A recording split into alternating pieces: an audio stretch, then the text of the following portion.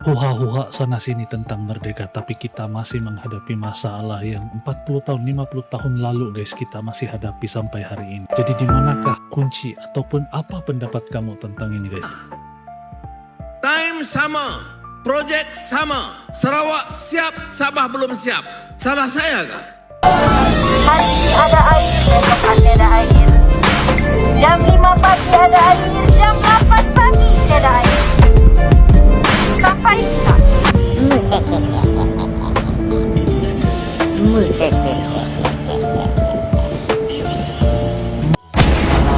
Cawan air mata tak jadi timbangan, kalau niat hanya jalan singkat. Apa yang kau ambil tak sah, tak lekat, takkan halal walau sebebat. Kalau licik jadi pegangan.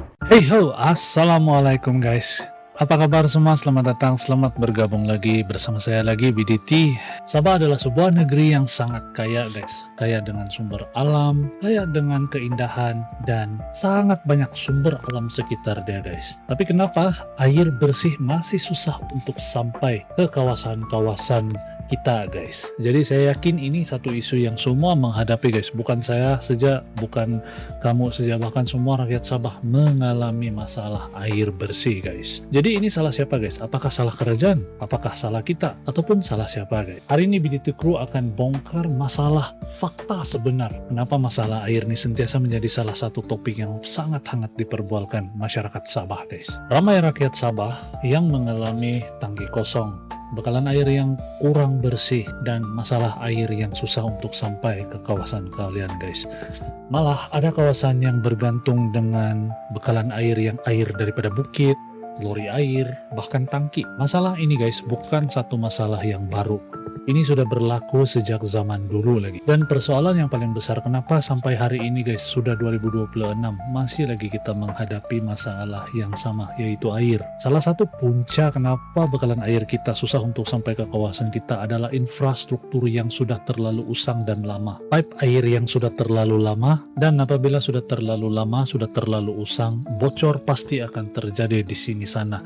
Jadi masa untuk menyelenggara kebocoran ini pula mengambil masa berhari-hari, sebab bila kita tampal satu tempat, tempat lain pasti akan bocor pula guys. Itulah lumrah infrastruktur lama yang sampai hari ini sudah 2026 masih lagi kita menghadapi situasi ataupun hal ini guys. Selain daripada itu guys, tekanan air yang rendah, masalah tersumbat loji, macam-macam lagi, itu selalu kita hadapi guys. Padahal kita sudah di era modern guys, 2026.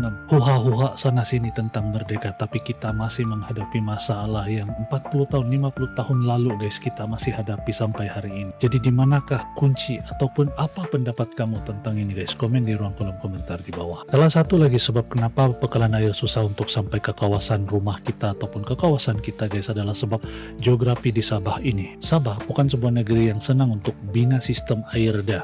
Kenapa saya bilang begitu? Di Sabah ini berbukit guys, kawasan geografi yang berbukit. Selain berbukit, gunung, kampung pedalaman, jarak kawasan yang sangat jauh, itu adalah faktor-faktor cabaran-cabaran yang harus kita hadapi dalam sistem perairan yang dibekalkan untuk kita. Dan kos untuk bina kawasan pipe di kawasan-kawasan seperti yang kita tinggal ini, kos dia sangat-sangat besar dan sangat-sangat tinggi. Sebab itulah kenapa kawasan di luar bandar ini selalu tidak mendapat perhatian daripada air-air bersih ini. Jadi mereka mencari inisiatif untuk bikin air sendiri. Maksud saya bikin saluran air bersih sendiri. Ada yang ambil air grafiti daripada bukit, ada yang mengambil air dari sungai, dan banyak lagi inisiatif sebenarnya daripada luar bandar ini untuk mendapatkan bekalan air bersih. Satu lagi guys, faktor yang memang selalu kita hadapi tapi kita tidak sadar adalah pertumbuhan penduduk secara drastik dan secara signifikan besar guys. Bila penduduk semakin ramai, orang semakin ramai, penduduk di sesuatu kawasan itu semakin ramai, jadi kemauan ataupun kehendak ataupun keperluan air itu semakin meningkat. Oleh itulah kenapa air susah untuk cukup guys di sesuatu kawasan itu guys. Apabila permintaan air meningkat, itulah yang menyebabkan bekalan air ini sukar untuk sampai ke semua masyarakat guys. Apalagi pertumbuhan masyarakat yang signifikan, tiba-tiba banyak gitu. Dan salah satu lagi faktor yang sangat selalu kita dengar adalah kecurian air guys. Ramai yang masih tidak sadar dan tidak tahu tentang perkara-perkara ini guys. Salah satu penyebab tekanan air itu rendah adalah penyambungan pipe secara ilegal ataupun haram. Jadi apabila banyak sambungan-sambungan yang haram ini, sambungan pipe yang haram ini disambung, oleh itulah tekanan air akan menjadi rendah dan menyebabkan sukar untuk sampai ke kawasan-kawasan tertentu, guys. Sebenarnya kerajaan juga mengambil inisiatif untuk membuat loji-loji baru dan mencari inisiatif lain untuk membenteras gejala pipe haram yang disambung ini untuk mencukupkan keperluan air di kawasan-kawasan yang tertentu. Tapi guys, untuk bikin satu loji yang baru guys, contohnya di kawasan saya ini di Ranau, mengambil masa yang cukup lama. Memang kenan sudah ada, tapi masih lagi kita setiap hari menghadapi masalah air yang sama. Jadi itulah lumrah dia guys. Walaupun ya merdeka sudah hampir lebih daripada 50 tahun, tapi ini masalah yang masih kita hadapi setiap hari.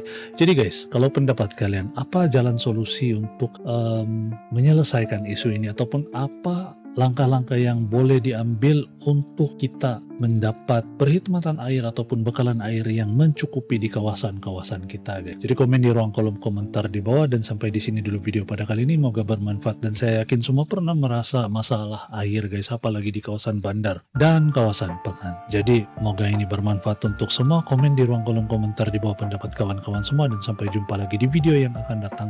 Terima kasih sudah menonton. Saya BDT, jangan mudah percaya. Sampai jumpa lagi di video yang akan datang. Assalamualaikum.